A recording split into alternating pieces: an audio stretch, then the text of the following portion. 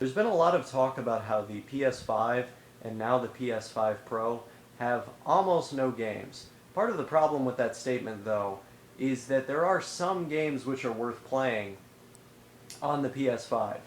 It's just that the cost of the actual console is so high that it is unjustifiable, at least for someone like me who likes to save money, to buy the console just to play those games. But fear not, we all know that the PlayStation 4 is still getting a lot of these releases. Usually it's stuff like this. This is a game called Stray, which is, dare I say, a sort of walking simulator, which was made, I think, back in 2022. And obviously this version is going to not look as pretty or possibly have the best frame rate.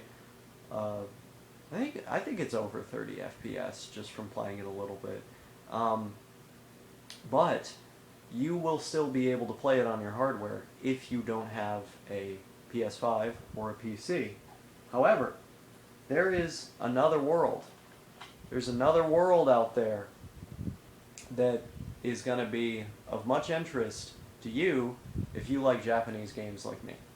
And that is the Southeast Asian gaming market. Take this for example here.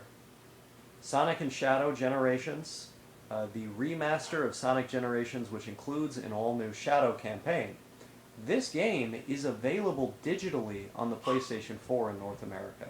It does not have a physical release. And obviously, if you care about actually owning the things that you play, and actually having a physical, way of archiving the things that you've spent your money on, having physical releases is going to be pretty important to you. I mean, we all know what they did with that Overwatch clone, where even after people purchased it, they couldn't access it from their console anymore. It got delisted, removed from their console. So if you buy a game digitally, you're just purchasing the license to play it. You're not actually purchasing the game itself. And so for people who own the PS4 that want to play something like this in North America, they might be convinced that the only option they have is to purchase a license, essentially a rental of Sonic Shadow Generations, when in fact there are other options. The Indonesian copy of that game, as well as this game, Shin Megami Tensei 5 Vengeance, has English. All of these games have English. Like, this is not from Indonesia, this is from Hong Kong. Metaphor ReFantazio. I believe this was made by the creators of Persona. Very popular, well-regarded RPG. It had a release physically on the PS4 in Hong Kong. Over here it was just digital.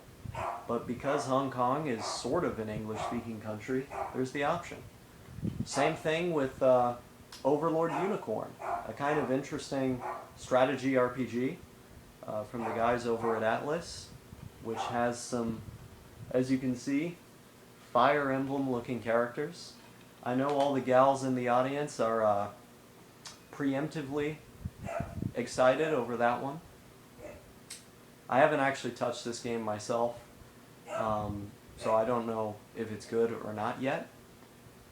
But supposedly, part of what makes it interesting is that there's these massive, sprawling battles that you participate in. It's out digitally on the North America store, not physically.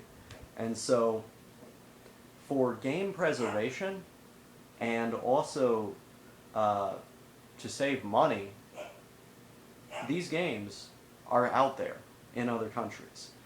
You don't need to buy a failing piece of hardware which provides very little to the consumer when you already have a piece of hardware which can run the same software that it's getting. You might just have to wait a little bit longer in the mail to receive said things. So that's my message for you today. If there's a major release coming out on the fucking PlayStation 5, I recommend checking out the PS4 version. There's probably one out there, and it probably has a physical copy somewhere.